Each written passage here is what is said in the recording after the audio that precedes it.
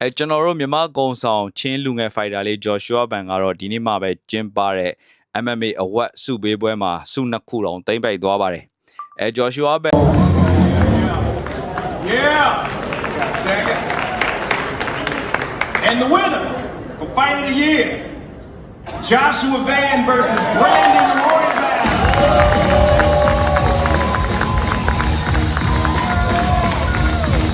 သိမ့်ပိုက်သွားပါတယ်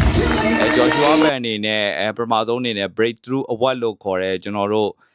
ဒီနှစ်တစ်နှစ်ရဲ့အတိုးတက်ဆုံးအကောင်းဆုံးစုကိုသူ့အနေနဲ့ပထမစုခုရရှိသွားပါတယ်အဲ့ဒီစုကအဲ့ဒီစုကဘာလဲဆိုတော့ကျွန်တော်တို့ဒီနှစ်တစ်နှစ်မှာဒီအတိုးတက်ဆုံးပေါ့နော်အောက်ခြေကစားသမားဘဝကနေစပြီးဟိုချန်ပီယံဖြစ်တဲ့အထိလုံးဝကိုဒီလက်စွမ်းပြပြီးတော့ဒီနှစ်တစ်နှစ်အတွင်းမှာလည်းအတိုးတက်ဆုံးအကောင်းဆုံးလက်စွမ်းပြတဲ့ကစားသမားတွေကိုပေးတဲ့စုအမျိုးအစားပဲဖြစ်ပါတယ်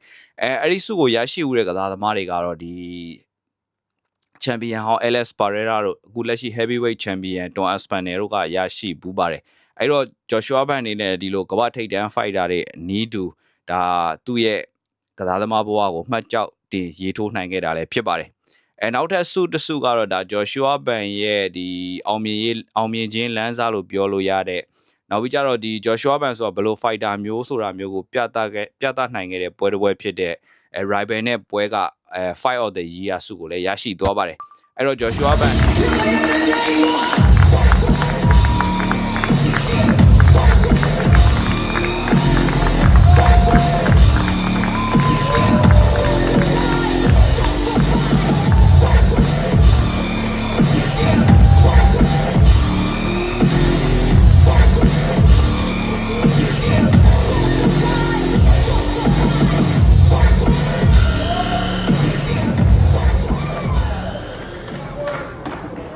should have dropped him, huh?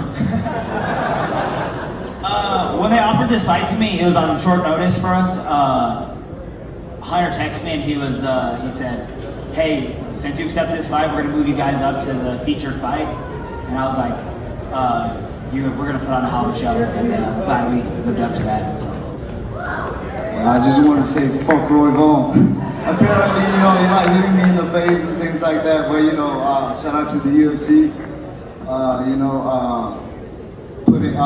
Putting an event to show our skills and things like that. Shout out to Roy Vaughn. And good luck this week. Let's go. ရရှိသွားပါအဲ့တော့ Joshua Ban အနေနဲ့ဒီစုပွဲပွဲမှာစုနှစ်ခုကိုရရှိသွားတယ်ပေါ့နော်စုပွဲပွဲပြီးမှလည်းဒီစုပွဲပွဲဒီစကားပြောတဲ့ကျေးဇူးတင်စကားပြောတဲ့အချိန်မှာလည်း rival နဲ့တယောက်